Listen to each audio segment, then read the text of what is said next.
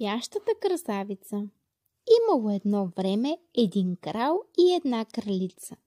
Дълго време мечтаяли за дете и ето, че една пролетна утрин им се родила прекрасна дъщеричка. Нарекли я Аврора.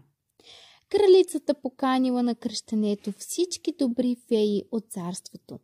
Всяка от тях дошла с дар. Едната подарила на детето красота, другата песен в гласа, третата доброта. Но докато траял празникът, в залата влетяла злата фея. Тази, която не била поканена. Сърдита, че са я забравили, тя извикала: когато Аврора навърши 16 години, ще се обуде навретено и ще заспи завинаги. Всички ахнали, но една добра фея, която още не беше дала своя дар, прошепнала: не мога да премахна проклятието, но ще го смекча.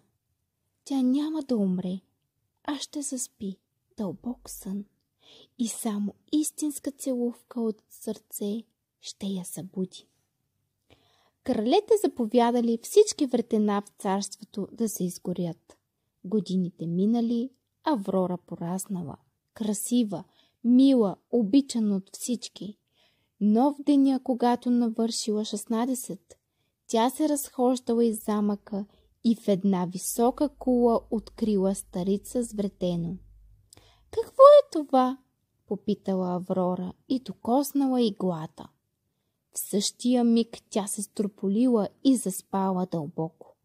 Сънят обгърнал целия замък, и краля, и кралицата, и готвачките, и котките, и всички хора.